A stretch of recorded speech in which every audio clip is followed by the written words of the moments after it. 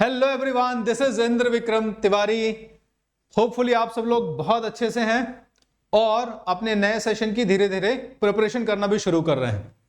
तो आपकी हेल्प करने के लिए हम आ गए हैं और आज फाइनली हम क्लास 11 की हिस्ट्री शुरू कर रहे हैं, जिसका नाम है थीम्स इन वर्ल्ड हिस्ट्री। इसका मतलब बहुत ही क्लियर है कि 11th क्लास में हम क्या पढ़ने वाले हैं। 11th क्लास में हम वर्ल्ड हिस्ट्री पढ़ने वाले हैं, यानी इसमें बहुत सारे ऐसे टॉपिक्स जो हैं आपको इंडिया के कॉन्टेक्स्ट में बिल्कुल भी नहीं मिलेंगे। आपको जितने भी टॉपिक्स मिलेंगे वो सारे के सारे कौन है, वो वर्ल्ड के टॉपिक्स हैं, इंटरनेशनल इवेंट्स हैं, यानी दुनिया के अलग अलग हिस्सों में क्या हुआ ये शुरुआत से है, यानी कि जब से लगभग ह्यूमन सेटलमेंट शुरू हुआ होगा उसके बाद से कैसे कैसे चेंजेस हुए हैं, तो वो सारा कुछ हम देखेंगे। लेकिन आज के सेशन में बेसिकली हम डायरेक्टली टॉपिक्स पे जंप ना करके एक ओवरव्यू देखेंगे, इस बुक को कैसे पढ़ना है, इस बुक से आपको क्या समझना है, बेसिकली ये बुक आपको क्या कहना चाह रही है। तो चलिए शुरू करते हैं कोर्स ओवरव्यू। इसमें सबसे पहली चीज अगर मैं बता दूं तो देखो क्या है, आपको भी पता है रिसेंटली अभी सिलेबस में कुछ टॉपिक्स जो है वो हट गए हैं आपके क्लास 11 के, और आपकी जो बुक है वो थोड़ी सी और कंसाइज हो गई है ना, यानी वही चीजें जो आपके लिए जरूरी थी वो इंक्लूडेड हैं, और जो शायद इतनी जरूरी नहीं थी, अगर आप नहीं भी जानते तो उसके बिना बहुत आसानी से आपका काम चलता। ठीक है, जैसे मैं बात करूं, सबसे पहला जो टॉपिक है from the beginning of the time, तो वो रिमूव हो गया। बहुत सारे फैक्ट्स थे उसमें, बहुत सारे डेटाज आपको पढ़ने पड़ते थे, है ना, तो उन टॉपिक्स को रिमूव कर दिया गया। इसके अलावा और भी कुछ ऐसे चैप्टर्स थे जो शायद उतने ज्यादा रिलेवेंट नहीं हो रहे थे, इसलिए उनको रिमूव कर दिया गया। तो अभी हमारा जो बुक हो गया है क्लास 11 का, वो बहुत ही टू द पॉइंट हो गया है, बहुत ही कंसाइज हो गया है, और ये आपके लिए बहुत बेस्ट हो गया है ना। अब इस कोर्स में जो बात शुरू होती है, वो जो पॉइंट की बात शुरू होती है वो ये होती है कि हम जो वर्ल्ड हिस्ट्री पढ़ रहे हैं, इस वर्ल्ड हिस्ट्री को कैसे देखा जाता है और हमें एक्चुअल में कैसे देखना है, कौन सा पर्सपेक्टिव रखना है अपने सामने। देखो, जब हिस्टोरियन हिस्ट्री लिखना शुरू करते हैं, एक इतिहास यानी जो पास्ट है, बीता हुआ कल है, इसको खोजने में बहुत सारे लोग इन्वॉल्व हैं, आर्कियोलॉजिस्ट इन्वॉल्व हैं, हिस्टोरियन इन्वॉल्व हैं, है ना, साइंटिस्ट इन्वॉल्व हैं, हाँ, जो अलग अलग तरीके से हेल्प करते हैं आर्कियोलॉजिस्ट को और हिस्टोरियंस को उन फैक्ट्स को, डेटास को वैलिडेट करने में। तो हिस्ट्री लिखना इतना आसान नहीं होता है, हिस्ट्री खोजना भी उतना आसान नहीं होता है, क्योंकि उसके लिए आपको बहुत सारे रिसोर्सेज चाहिए होते हैं, और जिस व्यक्ति, जिस सोसाइटी, समाज के पास ज्यादा रिसोर्सेस होंगे वो डेफिनेटली हिस्ट्री में अपने इंपैक्ट को भी क्रिएट करेगा। तो यही हुआ। आज से कई साल पहले जब आप जाएंगे तो आप देखेंगे कि एक पर्टिकुलर डोमेन, एक पर्टिकुलर रीजन, एक पर्टिकुलर एरिया, एक पर्टिकुलर क्षेत्र, पर्टिकुलर कंट्री मैं कह दूं, या एरिया कहूंगा ज्यादा बेटर रहेगा, तो उनका इंटरफेरेंस थोड़ा सा हिस्ट्रीज में ज्यादा रहा।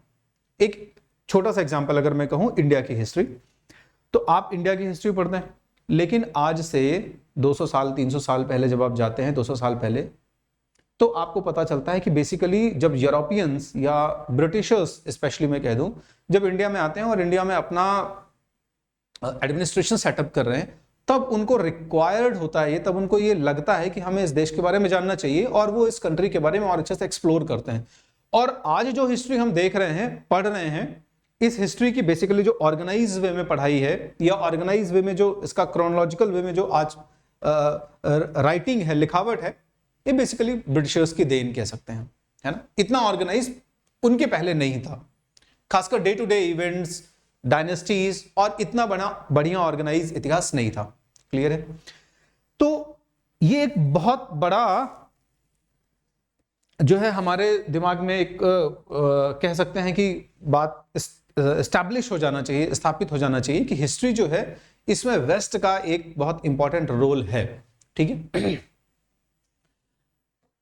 ज्यादातर जो कहानी है वो एक कहानी यही कहती है कि दुनिया में जो चेंजेस हो रहे हैं, या आज जो चेंजेस रिफ्लेक्ट हो रहे हैं, इसमें वेस्ट, पश्चिमी देशों का, वेस्टर्न कंट्रीज का सबसे बड़ा रोल है। यानी अगर वेस्टर्न कंट्रीज जो हैं इनमें social, political, economic, religious changes नहीं हुए होते तो शायद दुनिया इतनी बदली हुई नहीं होती। आप समझ रहे हो? मतलब जो दुनिया का इतिहास है, इस दुनिया के इतिहास को पर्टिकुलरली रिलेट किससे किया जा रहा है? वेस्टर्न कंट्रीज की हिस्ट्री से रिलेट किया जा रहा है, पश्चिमी देशों के इतिहास से रिलेट किया जा रहा है। पश्चिमी देशों में, वेस्टर्न कंट्रीज में जो भी चेंजेस हुए हैं, चाहे वो जैसे मैं बहुत कॉमन एग्जांपल देता हूं, इंडस्ट्रियल रेवोल्यूशन की बात करते हैं। वो इंडस्ट्रियल रेवोल्यूशन पर्टिकुलरली आपके चैप्टर से रिमूव हो गया, मतलब आपके सिलेबस से वो चैप्टर रिमूव हो गया। लेकिन क्या माना जाता था कि दुनिया में पहला इंडस्ट्रियल रेवोल्यूशन जो है वो ब्रिटेन में हुआ। चलिए ये बात ठीक है, लेकिन सिर्फ ब्रिटिश इंडस्ट्रियल रेवोल्यूशन जो है उसी ने दुनिया में बाकी जगहों पर इंडस्ट्रियल रेवोल्यूशन को ट्रिगर किया। तो ऐसा नहीं है। जब आप पढ़ेंगे तो आप देखेंगे कि पैरेलली कई और जगहों पर भी इंडस्ट्रीज एस्टैब्लिश हो रही थी, उन पे कोशिशें चल रही थी। और हो सकता है मशीन पहले बन गई हो किसी एक पर्टिकुलर जगह पे या ब्रिटेन में, और वहां से फिर इंडस्ट्रियल रेवोल्यूशन जो है वो लार्ज स्केल में आगे बढ़ गया हो। लेकिन हमें ये बस नहीं कहना चाहिए कि अगर ब्रिटेन में इंडस्ट्रियल रेवोल्यूशन नहीं हुआ होता तो शायद दुनिया में इंडस्ट्रियल रेवोल्यूशन नहीं होता। ऐसा नहीं था, शायद किसी और जगह पे हो जाता, ये भी पॉसिबल था। तो दुनिया को या दुनिया के इतिहास को या विश्व के इतिहास को, वर्ल्ड की हिस्ट्री को वेस्ट के पर्सपेक्टिव से हम देखते हैं। ये एक नॉर्मल नॉर्म है, ठीक है, जो कि एस्टैब्लिश है। ध्यान रखिएगा, वेस्ट को क्या कहा जा रहा है? जैसा मैंने कहा, बेयरर ऑफ द प्रोग्रेस। जो भी दुनिया में प्रोग्रेस हुई है, जो भी उन्नति चल रही है, वो कहां से आ रही? वेस्टर्न कंट्रीज से आ रही। तो ये पहली चीज एस्टैब्लिश हो रही है या हो चुकी है जिसको आपकी बुक चैलेंज करेगी, ठीक है। सिविलाइजिंग द वर्ल्ड, यूरोपियंस अलग अलग जगहों पर गए, इंडिया में आए, है ना, दुनिया के अलग जगहों पर गए। चाहे आप किसी भी कंट्री पे ले लो, मतलब बड़ी कंट्री पे ले लो आज के डेट में, ऑस्ट्रेलिया की बात कर लूँ मैं, अगर मैं अमेरिका की बात कर लूँ, अगर मैं नॉर्दर्न या सदर्न अमेरिका, ठीक है, इंडिया की बात कर लूँ मैं, तो लगभग आप देखोगे कि वेस्टर्न कंट्रीज का जहाँ पे इन्फ्लुएंस है, या वेस्टर्न कंट्रीज मैक्सिमम, जैसे अमेरिका की बात कर लूँ, ऑस्ट्रेलिया की बात कर लूँ, तो ब्रिटेन से आए हुए लोग या यूरोपियन कंट्रीज से आए हुए लोग यहाँ पर सेटल्ड हो गए। इंडिया की बात कर लूँ तो इंडिया में तो अच्छा खासा सालों तक इन्होंने रूल किया। तो इन्होंने क्या क्लेम किया कि हमने सिविलाइज किया इन लोगों को, लोकल लोगों को हमने सिविलाइज किया। यहाँ पर ट्राइब्स थे जो बिल्कुल भी सोशली, पॉलिटिकली, इकोनॉमिकली अपग्रेडेड नहीं थे, अपस्किल्ड नहीं थे। हमने इनको क्या किया? हमने इनको सिविलाइज्ड किया, सभ्य बनाया, पढ़ना लिखना सिखाया, हमने इनको साइंस दिया, हमने इनको रैशनैलिटी दी। इनका कहना है, या मैं कहूं कि ये एक ऐसा नॉर्म था जो कि चल रहा था अभी तक, ठीक है। इंट्रोड्यूसिंग रिफॉर्म्स, अगर हम 100% डिनाई ना करें कि ऐसा नहीं है भाई, कुछ कुछ रिफॉर्म्स डेफिनेटली, लेकिन कई कंडीशंस में रिफॉर्म्स इंडिजिनस लोगों ने शुरू किए, तब जाके शायद वेस्टर्न कंट्रीज के लोगों ने उन रिफॉर्म्स को सपोर्ट करा होगा। और कई जगह पर रिफॉर्म्स की डिमांड करी लेकिन रिफॉर्म्स नहीं हुए। फॉर एग्जांपल, आगे आप जाके देखोगे, यहीं पर इसी बुक में 11वीं की क्लास की हिस्ट्री में पढ़ोगे कि रेड इंडियंस हैं या ऑस्ट्रेलिया में जो नेटिव लोग हैं, तो जब यूरोपियंस आकर सेटल हो रहे हैं नॉर्थ अमेरिका में, तो इन्होंने पूरे अमेरिका पे धीरे धीरे कब्जा कर लिया। और आज आप देखते हो कि व्हाइट पीपल्स जो हैं यही मेनली अमेरिकन्स माने जाते हैं, बट बेसिकली अमेरिका के जो लोकल पीपल हैं, जो ट्राइबल्स हैं, वो एक्चुअली वहां के इनहैबिटेंट्स हैं, वहां के एक्चुअली वास्तव में रहने वाले लोग हैं वहां के, ठीक है। तो रेड इंडियंस बड़े लेवल पर क्या कर रहे हैं? डिमांड्स कर रहे हैं रिफॉर्म्स की, लेकिन एक्चुअली रिफॉर्म्स उनको मिले हैं क्या? वो राइट्स जो उनकी मदरलैंड होने के नाते उनको मिलना चाहिए कि हम यहाँ के इनहैबिटेंट्स हैं, हम यहाँ के रहने वाले हैं, ये लैंड हमें बिलोंग करती है, तो हमारा एज अ एक्चुअल इनहैबिटेंट जो राइट है वो हमें मिलना चाहिए। तो क्या उनको मिला? नहीं मिला है अभी तक। इसी तरह से ऑस्ट्रेलिया में भी स्ट्रगल कर रहे हैं लोग।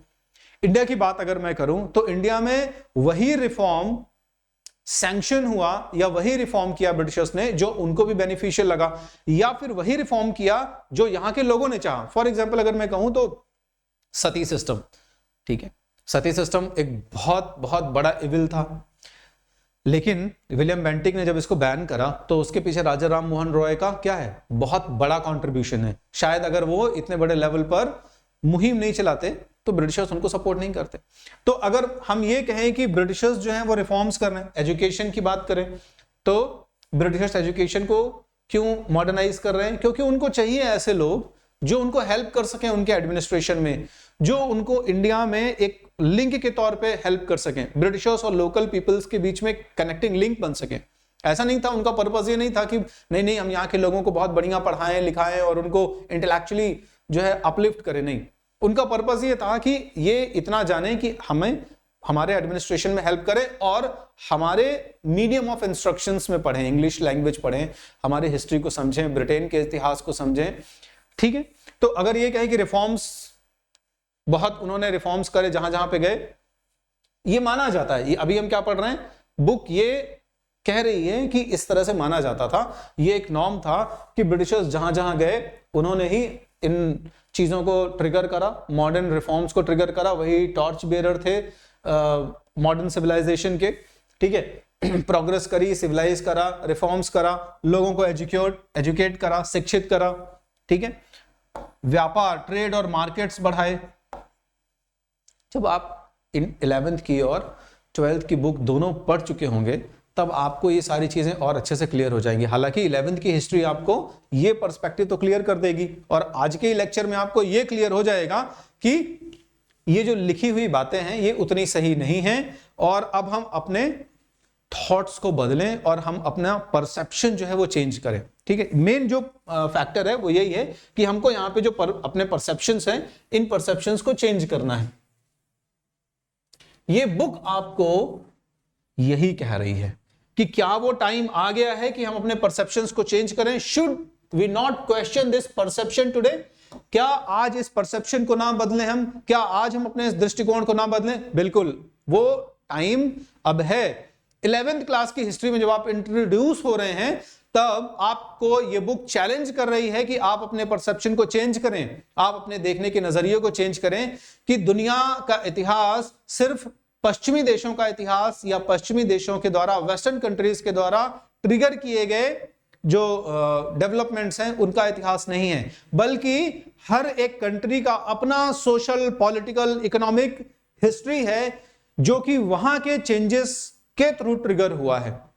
या फिर वेस्टर्न कंट्रीज के जो लोग आए हैं इन्होंने आपको वो दिखाया है जो वो दिखाना चाहते थे, और इन्होंने बहुत सारी ऐसी चीजें आपको नहीं दिखाई हैं जो वो नहीं दिखाना चाहते थे।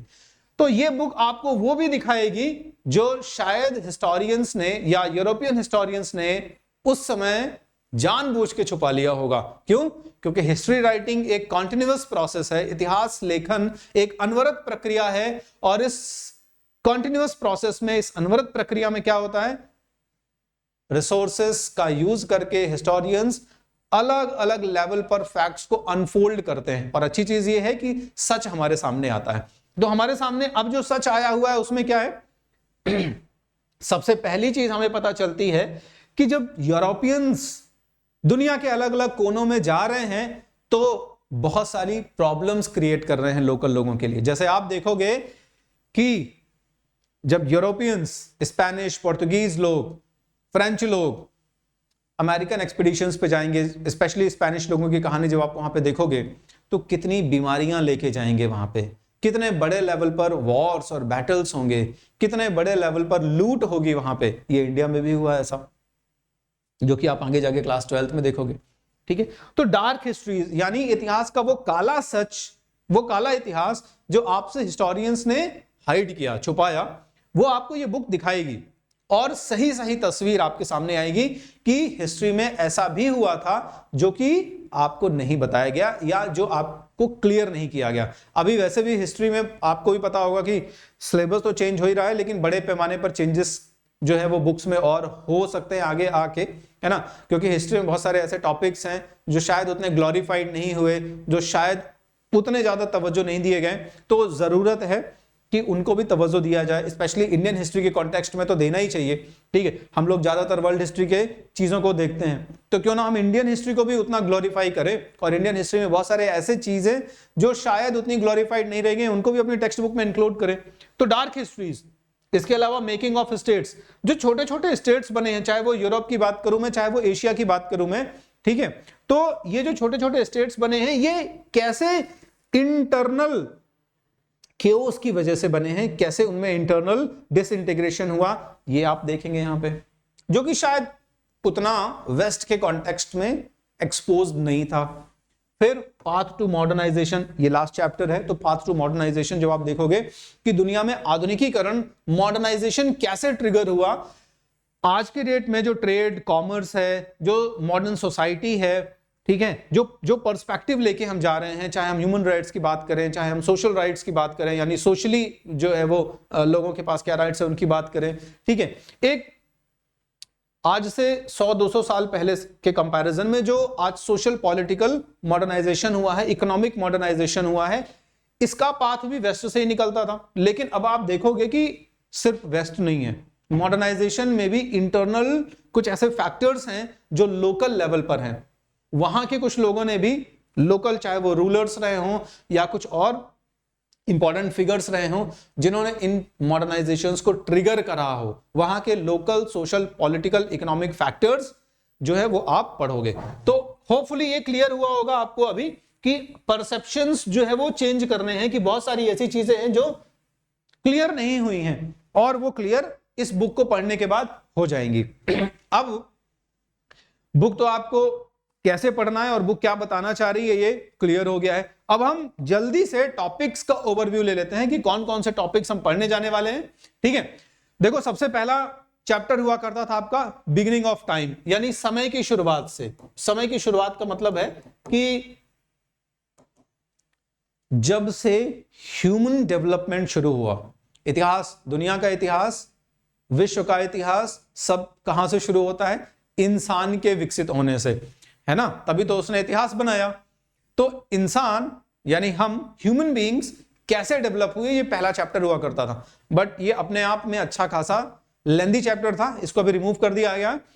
कहानी अब कहां से शुरू हो रही है? कहानी अब शुरू होती है जब आप सेटल्ड हो गए, ठीक है, जब आपका सेटलमेंट हो गया। सेटलमेंट का मतलब है कि जब आप नोमैडिक लाइफ जो थी, खाने पीने की बहुत टेंशन होती थी, कहां किस दिन क्या ढूंढेंगे, किसको मार के खाएंगे, ठीक है, कौन से कपड़े पहनेंगे, बात करना नहीं आता था, अपने आप को एक्सप्रेस करना नहीं आता था। लेकिन जब आप इन सारे टेंशन से बाहर आ गए और आपने बढ़िया अपने लिए घर बना लिया, सुंदर सा एक जगह खोज ली जहां पे रहना है, पर्टिकुलर प्लेस आपने बना लिया, किसी जगह पे रहना है हमें, ठीक है, आपने एक्सप्रेस करना शुरू कर दिया अपने आप को, यानी आप अपनी जो फीलिंग्स थी उन फीलिंग्स को वर्ड्स के फॉर्म में, राइटिंग के फॉर्म में एक्सप्रेस करना शुरू कर दिया, एग्रीकल्चर करना शुरू कर दिया, थोड़ा बहुत ट्रेड कॉमर्स डेवलप हो गया। वहां से आपकी स्टोरी जो है वो शुरू होती है, आपकी कहानी शुरू होती है, ठीक है। और उसको हम नाम देते हैं, आपकी जो पहली थीम है राइटिंग एंड सिटी लाइफ। तो यहां आप देखोगे कि कैसे हजारों साल पहले इंसान एक जगह पर, या दुनिया के नक्शे पे आप देखोगे कि कुछ चुनिंदा जगहों पे, कुछ सेलेक्टेड प्लेसेस पर इंसान क्या है, सेटल होना शुरू कर रहा है।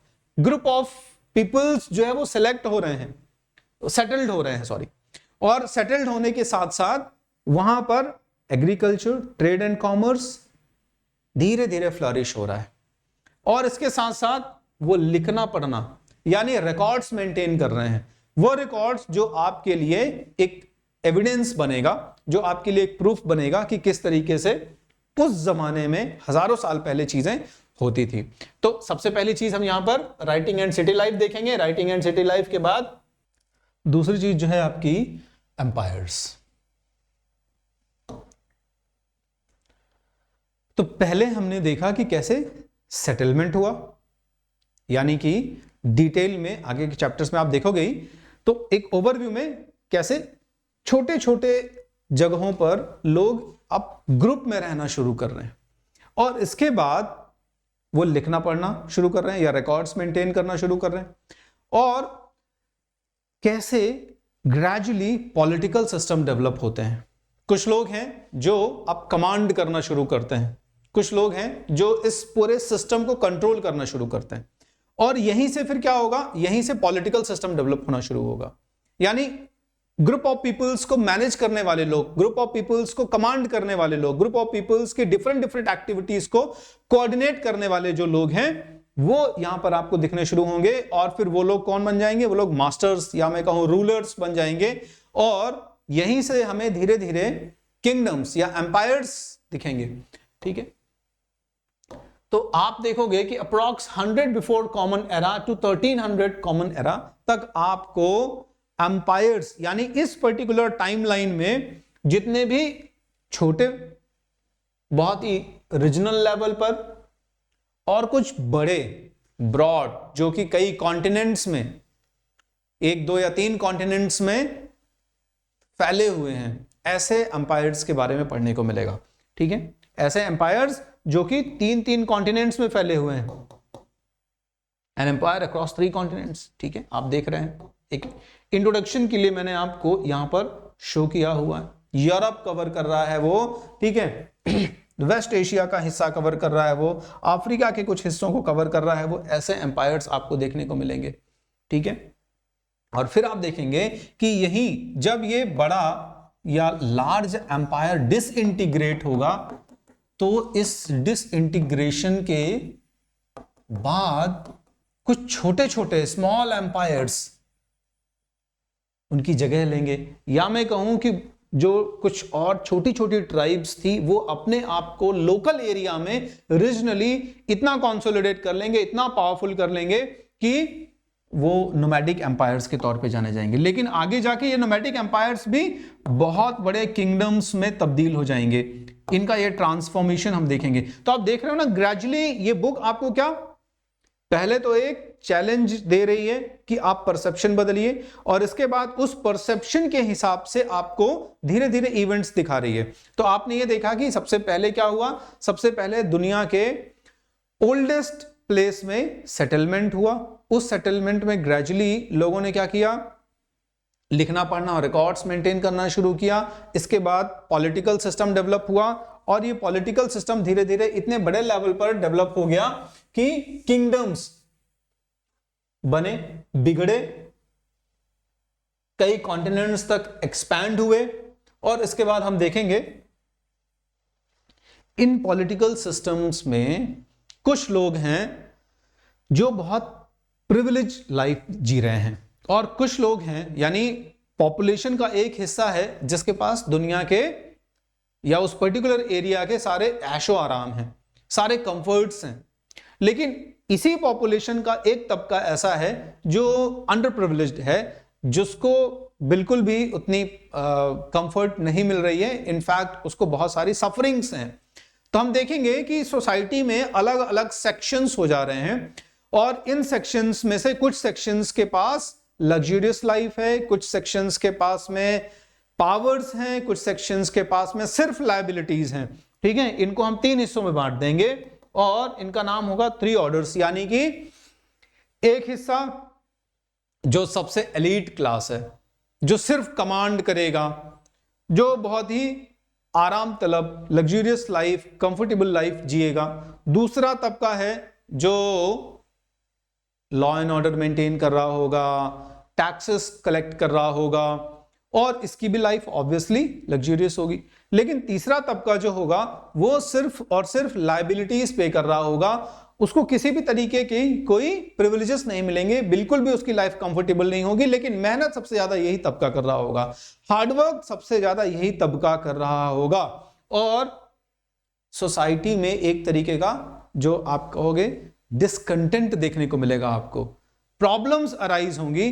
तो ये बहुत ही अच्छी चीज है, और इन प्रॉब्लम्स की वजह से आप ये भी देखेंगे कि कुछ परिवर्तन होंगे, लोग प्रोटेस्ट करेंगे, डिमांड्स होंगी कि समाज बदलना चाहिए, और उसकी वजह से कुछ नए कल्चरल चेंजेस देखने को मिलेंगे आपको। वो कल्चरल चेंजेस हम बड़े डिटेल में देखेंगे। आप देख रहे हो ना, एक लिंक बन रही है सेटलमेंट से लेके राइटिंग और record making, political system development, political system expansion, और उसके बाद उस पॉलिटिकल सिस्टम में लोगों के डिविजन्स, कौन सा पर्टिकुलर सेक्शन किस तरह का काम करेगा, और इसके बाद सोसाइटी में इस सिस्टम की वजह से एक तरीके का प्रॉब्लम, डिसकंटेंट, और इस डिसकंटेंट की वजह से आगे जाके कुछ चेंजेस होंगे, जिन चेंजेस की वजह से सोसाइटी बड़े लेवल पर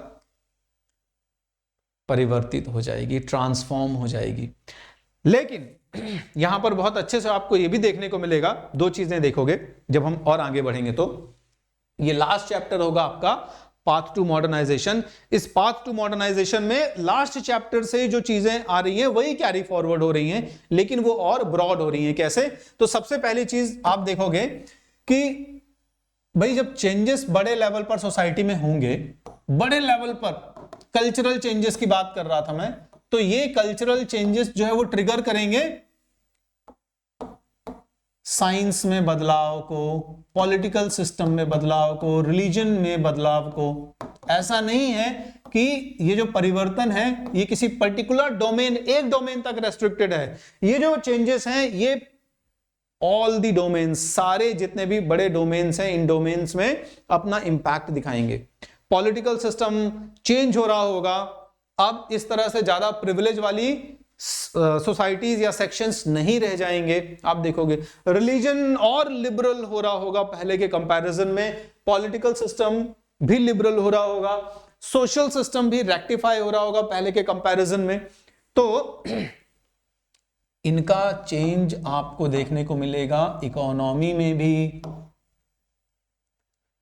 बड़े लेवल पर साइंटिफिक इन्वेंशंस, बड़े लेवल पर नई मशीनरीज आ रही हैं, ट्रेड कॉमर्स डेवलप हो रहा है दुनिया में। एक तरीके का आप देखोगे कि कनेक्ट एस्टैब्लिश हो रहा है। कंट्रीज, यूरोपियन कंट्रीज अलग अलग दूसरे देशों पर, दूसरे कॉन्टिनेंट्स पर सी वॉयजेस, समुद्री यात्राएं कर रही हैं, और एक तरीके से दुनिया के अलग अलग एरियाज के बीच में जो कनेक्ट एस्टैब्लिश हो रहा है, इस कनेक्ट से क्या हो रहा है? ट्रेड एंड कॉमर्स और फ्लोरिश हो रहा है। लेकिन इस ट्रेड एंड कॉमर्स के फ्लोरिश होने का कुछ फायदा भी दिखेगा आपको, कुछ नुकसान भी देखने को मिलेगा। फायदा क्या देखने को मिलेगा? फायदा यह देखने को मिलेगा कि आप कुछ ऐसे कंट्रीज के बारे में पढ़ेंगे जो ट्रेड एंड कॉमर्स को नेक्स्ट लेवल पे लेके जाएंगे, और इससे लोगों की जो डेली लाइफ है उसमें, उस पर्टिकुलर एरिया की जो इकोनॉमी है उसमें आपको बड़े परिवर्तन देखने को मिलेंगे, और आज की जो मॉडर्न हिस्ट्री है इसकी फाउंडेशंस क्रिएट हो जाएंगी यहां पे। लेकिन साथ साथ आपको एक बड़ा डार्क साइड देखने को मिलेगा। डार्क साइड ये देखने को मिलेगा कि ये जो यूरोपियंस हैं, ये जिन जिन एरियाज में जा रहे हैं, इन एरियाज में वहां के रिसोर्सेस को एक्सप्लॉइट कर रहे हैं। मॉडर्नाइजेशन की बात कर रहे थे ना, तो हमने शुरू में भी ये कहा था डार्क हिस्ट्री, हिस्ट्री का डार्क साइड देखने को मिलेगा आपको। तो पाथ टू मॉडर्नाइजेशन में आपको हिस्ट्री का डार्क साइड देखने को मिल जाएगा, और बहुत ही एक्सप्लिसिटली, बहुत ही क्लियरली देखने को मिल जाएगा ये कि ये रिसोर्सेज को बड़े डेंजरस तरीके से, क्योंकि दूसरे देश से आ रहे हैं, वो इस पर्टिकुलर लैंड को क्या समझ रहे हैं? वो इस पर्टिकुलर लैंड को सिर्फ एक ऐसा एरिया समझ रहे हैं जहां से उनको क्या मिल जाएगा? मुनाफे की या फायदे की चीज मिल जाएगी, बस। उनसे उनको कोई लगाव नहीं है। यहां के लोकल रहने वाले लोगों के लिए वो बहुत बड़ा खतरा बन के आएंगे, ठीक है। तो रिसोर्सेज को बड़े लेवल पर लूट होगी, ठीक है। बड़े लेवल पर यहां डिजीजेस फैलेंगी, बड़े लेवल पर यहां वॉर होंगे, बैटल्स होंगे, युद्ध होंगे। ये सारी चीजें आपको यहां देखने को मिलेंगी। और इसके बाद आप देखोगे कि हिस्ट्री आपकी लगभग 11th की कंप्लीट हो जाएगी। इतने ही है, ये 4 थीम्स हैं जो मैंने आपको दिखा दी। अर्ली सोसाइटीज दिखा दी, एम्पायर दिखा दिया, चेंजिंग ट्रेडिशन दिखा दिया, और पाथ टू मॉडर्नाइजेशन। ये 4 थीम्स हैं आपकी। इन 4 थीम में बेसिकली एक 2 चैप्टर्स हैं जो कि बहुत ही इंटरैक्टिवली हम कंप्लीट करेंगे। और इसके साथ साथ आपको मैं एक इंपॉर्टेंट और एक्साइटिंग फीचर बता देता हूं, क्योंकि हम यूट्यूब के सारे लेक्चर्स को तो कर ही रहे हैं, यानी आपकी पूरी हिस्ट्री जो है यूट्यूब के थ्रू एलैबोरेटली कवर होने ही वाली है। आप अनअकैडमी का ऐप डाउनलोड करेंगे, वहां पर आपको थोड़ा सा और इंटरैक्टिव तरीके से बहुत सारे और फीचर्स मिल जाएंगे जो आपकी पढ़ाई में और थोड़ा सा मजा ला देंगे, ठीक है। कौन कौन सी चीजें? वहां पर लाइव आपको रियल टाइम इंटरेक्शन करने को मिल जाएगा फैकल्टी के साथ में, यानी आपकी पढ़ाई हो रही है और पढ़ने के साथ साथ जब आपको लग रहा है कि डाउट जैसी कंडीशन क्रिएट हो रही तो आप आसानी से डाउट भी पूछ सकते हैं वहां पे, ठीक है। क्वेश्चन टैब के थ्रू क्विज़ेस, जो चैप्टर्स आपने पढ़ा है, इन चैप्टर्स के पढ़ने के साथ साथ उस चैप्टर से रिलेटेड जो क्वेश्चंस हैं उनके इंटरैक्टिव क्विज़ेस मिल जाएंगे सॉल्व करने के लिए। आप वहां पर प्लेटफॉर्म में ये सारा कुछ कर सकते हैं। लीडर बोर्ड, यानी कि आप अपने फ्रेंड्स के साथ compete कर सकते हैं क्विज़ेस में, या और भी दूसरे इसी तरह के सिमिलर चीजों पे, फीचर्स पे। और इसके साथ साथ आपको स्कॉलरशिप जीतने का भी मौका मिल सकता है, जो कि आपकी पढ़ाई को और आसान कर सकता है। तो ये सारे फीचर्स अनलॉक करने के लिए आप कोड इस्तेमाल कर सकते हैं इंद्र। इस कोड से आपको डिस्काउंट मिल जाएगा। इसके साथ साथ आप टेलीग्राम चैनल सोशल स्कूल का डाउनलोड कर सकते हैं, जहां आप बहुत सारे लोगों को देखेंगे कि जुड़े हुए हैं और इन सारे फीचर्स को ऑलरेडी यूज कर रहे हैं। इनफैक्ट आप अपने फ्रेंड्स को भी रिकमेंड कर सकते हैं ये सोशल स्कूल का चैनल, जो कि उनको भी बेनिफिट देगा। तो बने रहिए सोशल स्कूल चैनल के साथ में। होपफुली आपको आज का सेशन क्लियर हो गया होगा। Thank you.